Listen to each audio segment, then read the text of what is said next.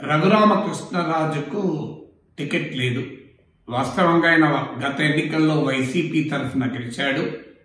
ఆ తర్వాత వైసీపీలో తిరుగుబాటు చేశాడు. వైసీపీ అఫీషియల్ ఎంపీగా కొనసాగుతూ రోజు జగన్ పై మాట్లాడుతూ వచ్చాడు.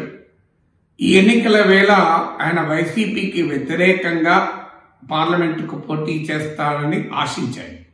తెలుగుదేశం పార్టీ తనకు టికెట్ ఇస్తుందని భావించారు. కానీ పొత్తులో భాగంగా అది టీడీపీ కాకుండా బీజేపీకి పోయింది. బీజేపీ కూడా తనకే సీట్ ఇస్తుంది అని రఘురామకృష్ణరాజు ఆశించాడు. కానీ బీజేపీకి కూడా అతనికి సీట్ ఇవ్వలేదు. వాస్తవంగా బీజేపీ నాయకత్వంతో రఘురామకృష్ణరాజుకు చాలా సన్నిహిత సంబంధాలున్నాయి. బీజేపీ సంబంధాల వల్లనే ఆయన జగన్మోహన్ రెడ్డి పైన ఆ స్థాయిలో పోరాడగలిగాడు కూడా. కానీ కారణాలు ఏదైనా భారతీయ జనతా పార్టీ కూడా ఆయనకు సీట్ ఇవ్వలేదు.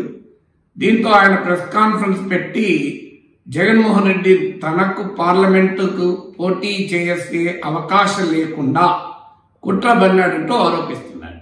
జగన్మోహన్ రెడ్డి బీజేపీని ఇన్ఫ్లుయెన్స్ చేశాడు. సోమ్ వీర్రాజు లాంటి తనకు అనుకూలంగా ఉన్న వ్యక్తుల ద్వారా బీజేపీని ఇన్ఫ్లుయెన్స్ చేశాడు అన్నది రఘురామకృష్ణరాజు ఆరోపణ. జగన్మోహన్ రెడ్డి సంగతి చూస్తాను, జగన్మోహన్ రెడ్డి పైన తీవ్రంగా విమర్శిస్తున్నాడు. తనకు సీట్ రాకపోతే ఆయన మొదలు ప్రశ్నించాల్సింది టీడీపీ, బీజేపీ, జనసేన కూటమి. జగన్మోహన్ రెడ్డి ప్రభావంతో ఈ కూటమి రఘురామకృష్ణరాజుకు సీటు లేకుండా చేసిందంటే జగన్మోహన్ రెడ్డిని నిందించడం కన్నా ముందు ఇలాంటి ఒత్తిడికి తలవంచి జగన్మోహన్ రెడ్డి ఒత్తిడిలో, జగన్మోహన్ రెడ్డి ప్రభావంతో టీడీపీ, బీజేపీ, జనసేన ఒక వ్యక్తికి సీటు ఇవ్వడము ఇవ్వకపోవడం ఉంది అంటే తప్పు ఎవరిది? కూటమి బలహీనతను మొదలు ప్రశ్నించాలి. మీరు ఎందుకు ఇంత బలహీనంగా ఉన్నారు? జగన్మోహన్ రెడ్డి చెప్తే వింటారా? జగన్మోహన్ రెడ్డి ప్రభావానికి మీరు లోనవుతారా? ఇంత దేశాన్ని పాలించేటువంటి రాజకీయ పార్టీ, ప్రపంచంలోనే బలమైన నాయకుడు నరేంద్ర మోడీ, ప్రపంచంలోనే అత్యధిక సభ్యత్వం ఉన్న బీజేపీ జగన్మోహన్ రెడ్డికి భయపడు ఏందని ప్రశ్నించారు. కానీ ఆయన ఆసక్తికరంగా బీజేపీని అనలేదు, టీడీపీని అనలేదు. అసలు తెలుగుదేశం పార్టీ ఆ సీటు ఎందుకు బీజేపీకి ఇచ్చింది? తెలుగుదేశం పార్టీ రఘురామకృష్ణరాజుకే సీట్ ఇవ్వచ్చు కదా.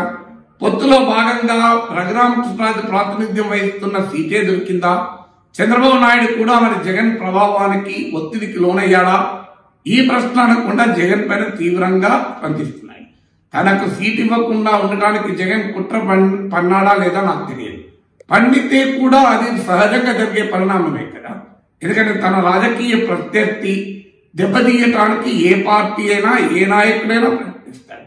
గత కొన్నేళ్లుగా తనకు తీవ్రంగా తనపైన విమర్శలు చేస్తున్న వ్యక్తికి పార్లమెంటుకు పోటీ చేయకుండా ఉండేలా జగన్మోహన్ రెడ్డి తనకున్న అవకాశాలన్నింటినీ ఉపయోగించుకుంటాడు.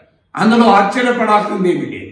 కానీ సమస్య ఏంటంటే దానికి బీజేపీ ఎందుకు తల వచ్చింది అంటే బీజేపీ ఇప్పుడు టీడీపీతో పొత్తులో ఉన్నట్ల, వైసీపీతో పొత్తులో ఉన్నట్ల. ఒకవేళ బీజేపీ తల వంచిందనుకోండి, చంద్రబాబు నాయుడు ఎందుకు ఈళ్ళయ్యాడు బీజేపీకి?